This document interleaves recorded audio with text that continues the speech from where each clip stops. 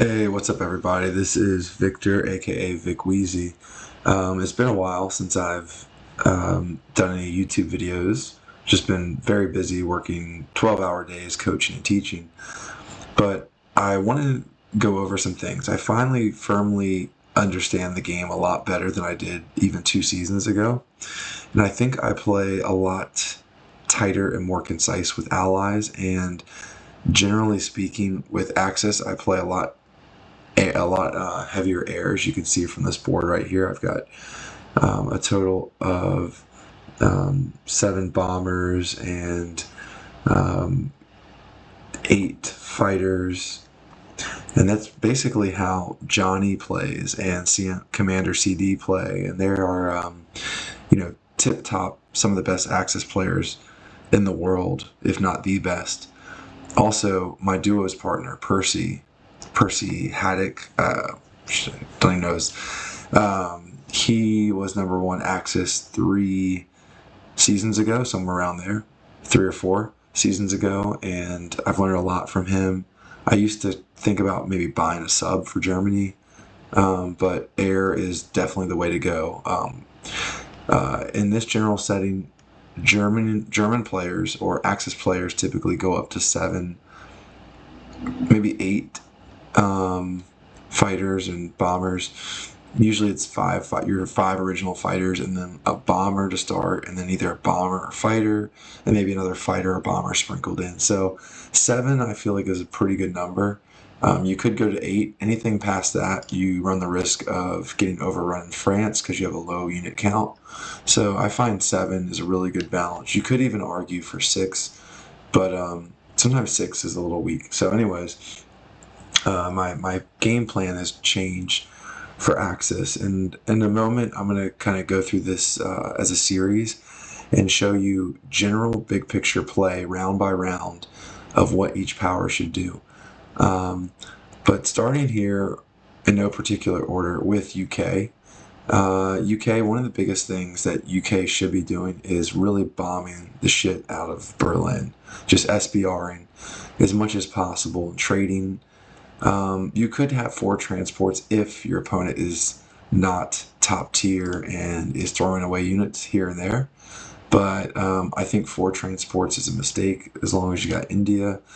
So definitely 2 or 3 transports. And you can build fighters early on. I'm actually a fan of that, to help protect India for like the first 2 rounds, maybe 3 at most, and then you should switch to bombers. Because one thing I learned about from messaging Quentin, and it seems so simple, maybe you already know this, but I definitely didn't see it from this light. This game is essentially a race, and it's a race for allies to grab Berlin and Axis to grab Moscow. And what do I mean by that?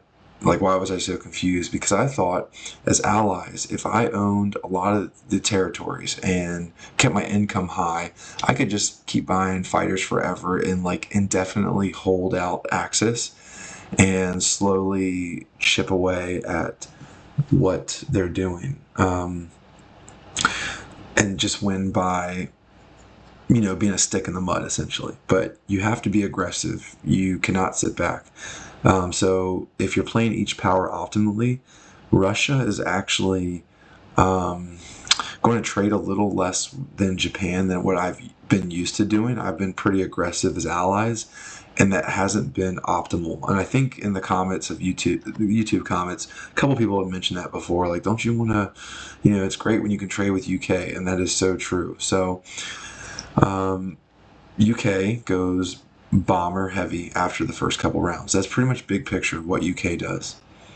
UK also will feed in units, should feed in a couple units to help trade territories around Moscow, and especially for Germany, against Germany. That really helps when you got a bunch of air and you can help Russia trade out, because you're really not going to have many other units coming in. So India is key from pumping units in slowly. What's another thing for UK big picture? I don't really like stacking Burma, because Japan can come in and stack Kazakh and you're out of position. So some top players look for stacking Burma. I haven't made it work. Doesn't mean that it's suboptimal. It's just something to be aware of, that you might get caught out of position with your pants down, so to speak, as Japan can stack Kazakh. Okay, so that's UK. Russia is being, trying to take high percentage battles, 2 fighters, 2 infantry attacking a territory, and really just kind of trading in most games like minimally. If your opponent is playing conservative and going with the air strategy, or not conservative, but just going with an air strategy. I've been a little bit more conservative with Russia and preserving troops. US, I'm not allies in this game, but my opponent is. I've kind of debated on whether grabbing this IC or not.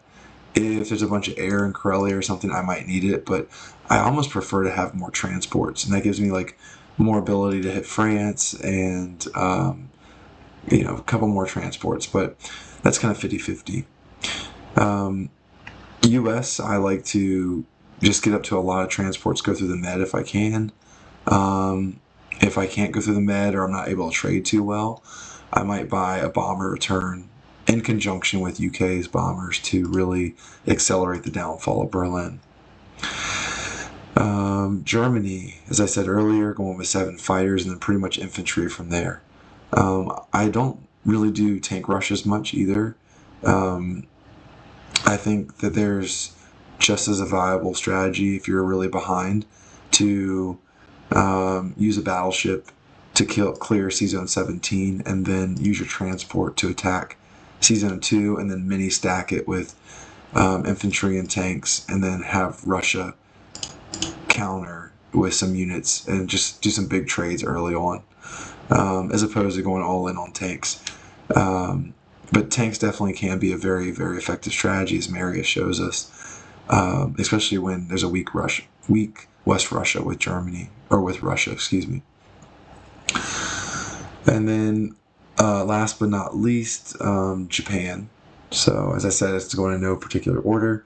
Japan, when I played against Toadstem, he had those bomber buys. He would buy a bomber around, and it was very difficult to play against. It can dead zone lots of territories, and I think the consensus is pretty much a bomber. You could go fighters. I've seen fighters before be effective too. It just really depends on your playing style. So Japanese fighters could help hold Karelia if you need help. Like, you could send a bunch of German units up to Karelia, a bunch of fighters up here.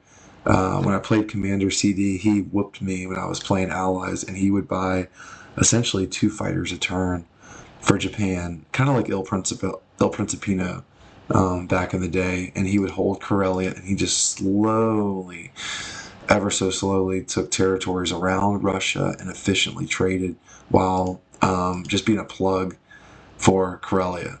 I don't know if that's optimal, but sure as hell did beat me, and I couldn't figure out a strategy on how to beat that. So as of right now, it's optimal for me.